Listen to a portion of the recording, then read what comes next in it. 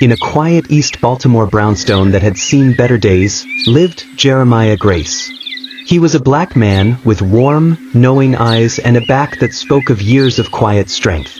Jeremiah wasn't rich in the way the world counts riches. His home was humble, his days simple, yet to those who truly saw him, Jeremiah was a king. His simplicity was a choice. Every morning began with prayer, followed by breakfast cooked on an old stove, and then to his small, beloved garden, a sanctuary his late wife had cherished.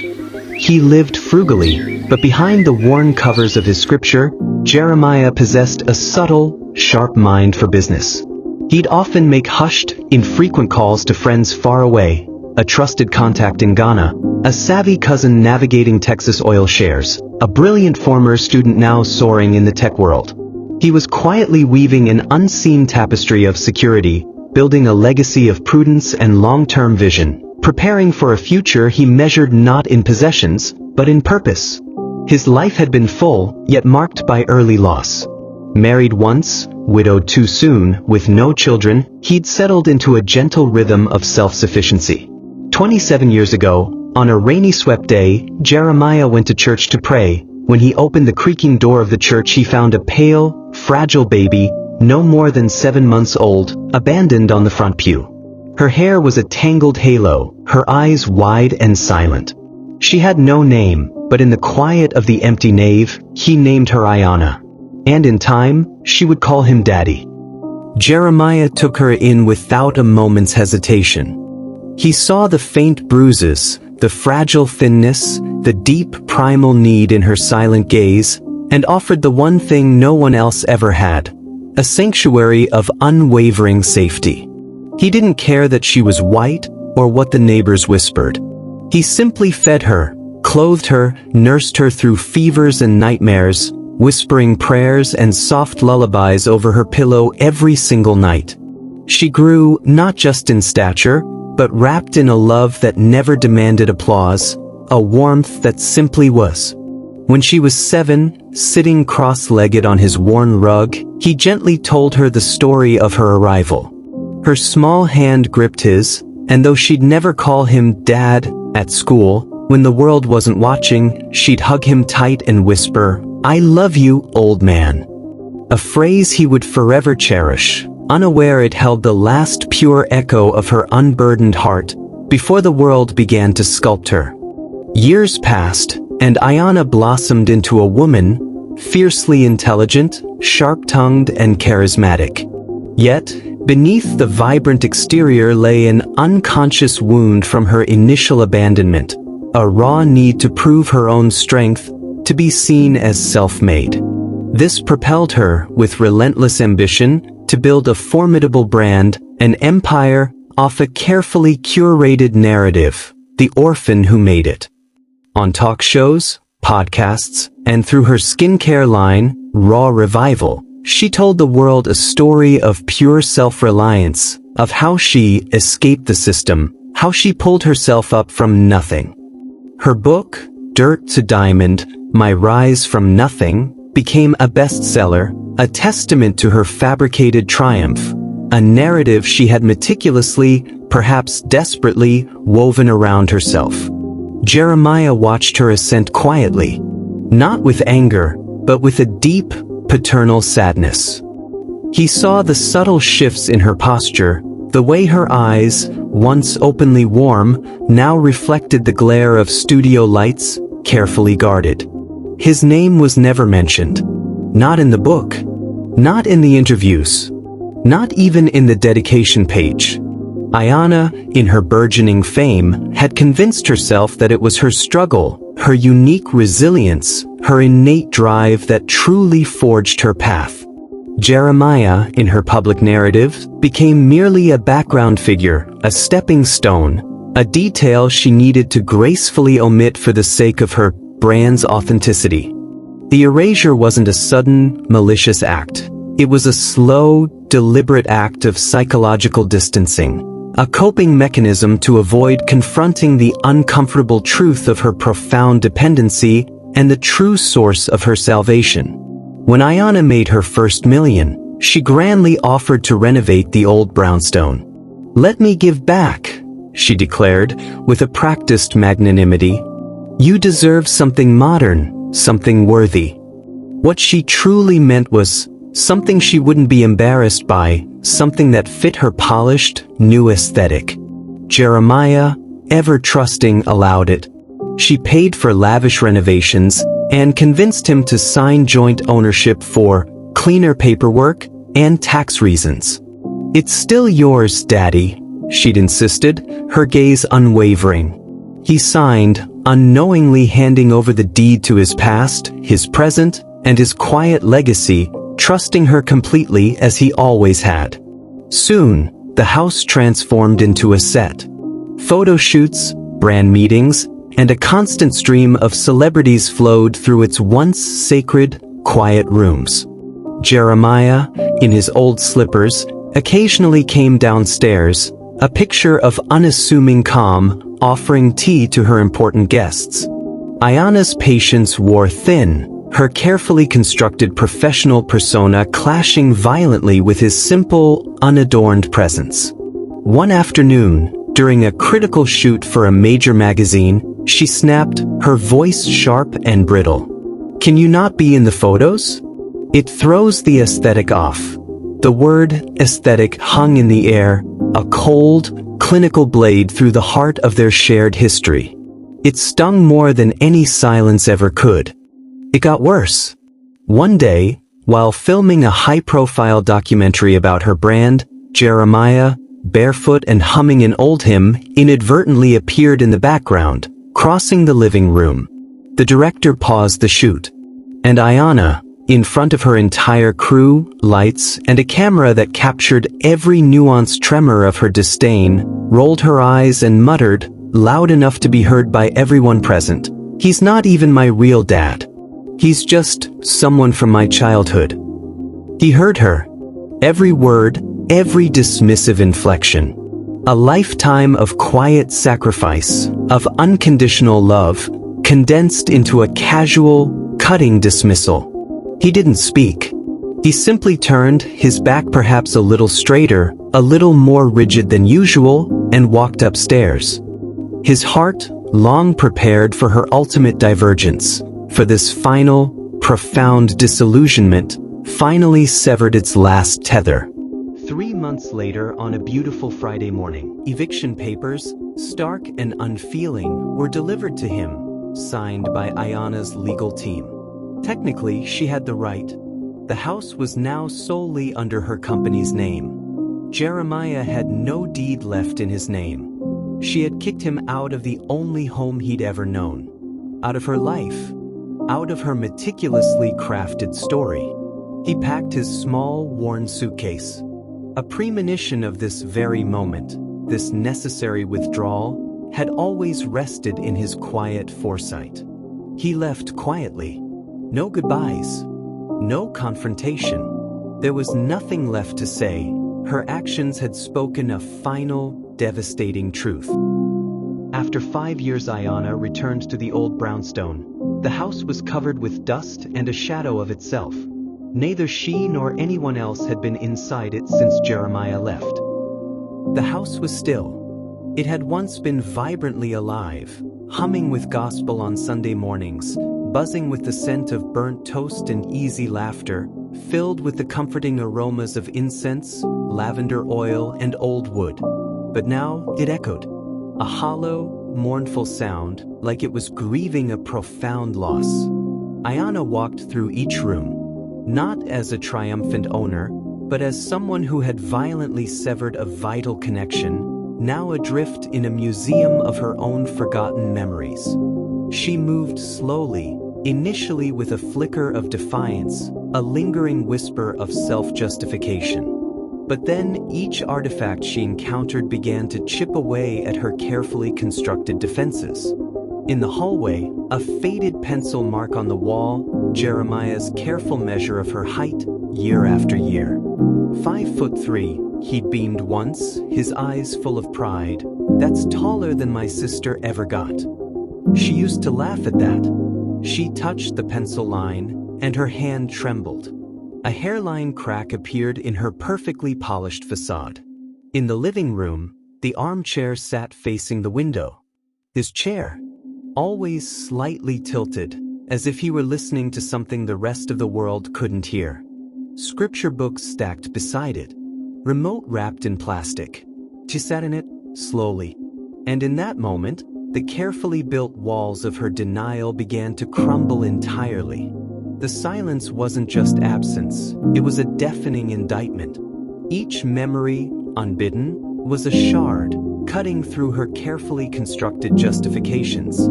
It started with a single tear, then another.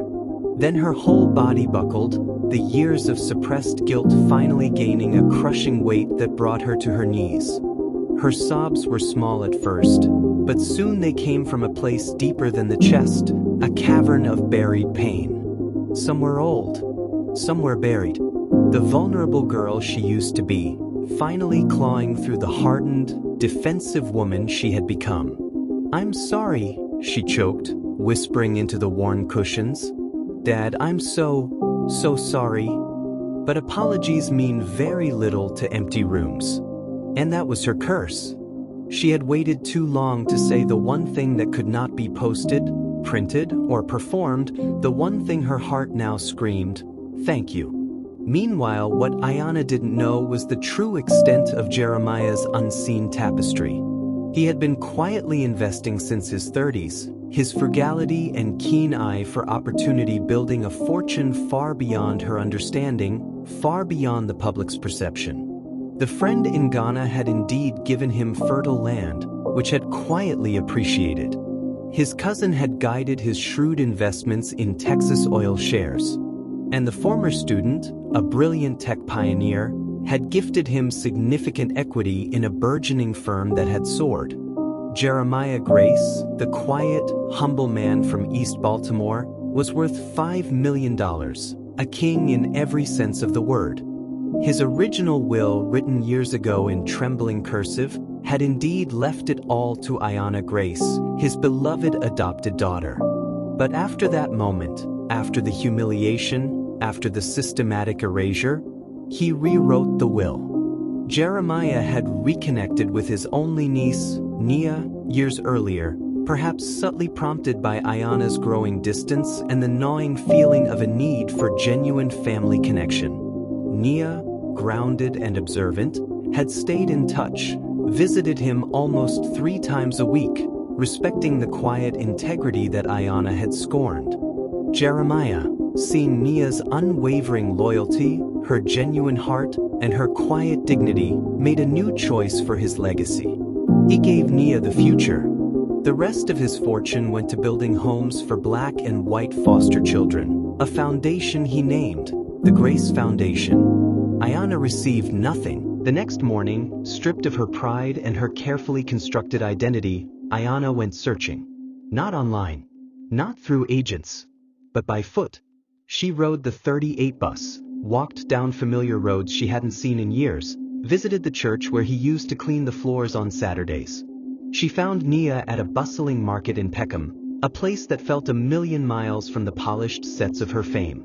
Nia's face was hard, reflecting years of observing Ayanna's public narrative and her father's quiet suffering. She wasn't surprised to see Ayanna. "You're late," Nia said flatly, her voice sharp with a justified edge. "Where is he?" Ayanna asked, her voice raw, stripped of its usual charisma. Nia shrugged, a flicker of something unreadable, perhaps a mix of anger and pity, in her eyes. "Said he needed peace. Took his Bible and left." "Why you asking though? Guilt finally trending?" Nia asked sarcastically. Ayanna flinched. "Please, just tell me where." Nia looked her over, her gaze piercing through the expensive clothes, the designer accessories, the last vestiges of her celebrity facade. For the first time in years, Ayanna felt truly small, exposed, all her power stripped away. Nia sighed, a long, weary sound. "There's a cottage. Mom left it to him. Near Hastings." She wrote the address on the back of a crumpled receipt. "Ayanna, look, if you show up, be honest." She stood in front of the cottage, painted white but weather-worn, like the world had been trying to erase it. Yet it stood defiantly. A Bible, its cover worn smooth from countless readings, sat on the window ledge. A coat hung behind the glass. She knew, with a certainty that reached into her soul, that he was inside. Her heart was louder than her footsteps. She knocked. No answer. She knocked again. Firmer, a plea in the rhythm, but no one answered, so she did the only thing left. She opened the door. Inside, the place smelled of old wood, black tea, and whatever profound peace smelled like. A kettle hissed softly on the stove, a sound of simple, enduring comfort. And there, by the fire, sat Jeremiah. Same posture, same stillness, but older.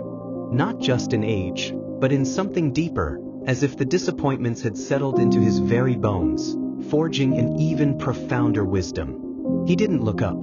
He simply spoke, his voice quiet, calm, accepting. Didn't think you'd come. Ayana's throat clenched, a knot of emotion. I didn't know where else to go, she said, her voice barely a whisper, fragile and unadorned. Jeremiah stirred his tea slowly. 3 stirs clockwise. 1 counter. The same precise, calming ritual he'd followed since she was a child, a silent testament to his steadfast calm. You always knew where to go, he said, his eyes still fixed on the dancing flames. You just didn't want to. Ayana stepped in, slowly, like she was trespassing on sacred ground, on the last, true sanctuary of her life. I made a mistake, she said, the words tasting like ash. No, he replied, his voice gentle but firm, unwavering, you made a choice. The truth of it, delivered without malice, cut deeper than any headline, any criticism, any public shaming. She sat across from him. The silence between them was thick, years thick, weighted with unspoken words and buried regrets. I thought if I cut ties, I'd finally feel free, she confessed, the raw truth spilling out. He looked up at her. His eyes weren't angry, just tired, infinitely wise. You were already free, Ayana. You just didn't know it came with a cost. She began to cry. Real tears this time, just the raw, aching truth of a daughter realizing she'd broken the one heart that never wanted anything but her wholeness. I'm sorry, she choked. Daddy, I'm so sorry. He sat back, watching her unravel, letting the torrent of her grief cleanse her. Then, after a long, profound pause, he spoke in the quietest voice. Do you know what hurt most? She shook her head, tears streaming. It wasn't when you said I wasn't your father. Wasn't even when you kicked me out. It was when you stood on that stage and said you raised yourself. Her hand flew to her mouth. She remembered the words, the cameras, the roaring applause. And suddenly, they all tasted like bitter ashes in her mouth. I didn't mean, yes, you did. He wasn't cruel, just honest. And that's why it hurt. She sobbed, broken. He let her. Then, after another long silence, he stood up, walked into the small kitchen, poured 2 cups of tea, sat down, placed one in front of her. Drink, he said softly. It's cold outside. She took the cup with both hands, feeling the warmth burn through her fingertips, a simple, enduring comfort, like something was finally thawing inside her frozen heart. She looked at him, tears still falling, but a glimmer of something else in her eyes. Can we try again? He sipped his tea, his gaze returning to the fire, its flames dancing, ever-changing yet constant. Then, with the faintest, almost imperceptible smile that held all the grace he embodied, trying's all we've ever done. She visited him once more, much later, quietly. No cameras, no fanfare, no pretense. He was older now, thinner, slower, the tapestry of his years clearly visible in the gentle lines of his face. But when he opened the door and saw her standing there, he smiled. Not because he forgot her betrayal, but because he chose grace, as he always had, as he always would. They sat on the porch, spoke of old gospel songs and the smell of rain, of simple joys and profound truths, of the quiet strength that endures. He never changed the will again. He didn't need to. What she needed couldn't be bought, or willed, or inherited through legal documents. She lost the money. She lost the house. But in that silence, in the quiet wisdom of his presence, in the steady, unwavering warmth of his gaze, she found what she had buried, her father's unconditional love, the very foundation she had denied for so long. And for the first time in her life, Ayanna Grace felt truly rich, not from diamonds or fame, but from the invisible, unbreakable thread of grace that Jeremiah had woven through her life, a thread that, even after all her efforts to sever it, had never truly broken.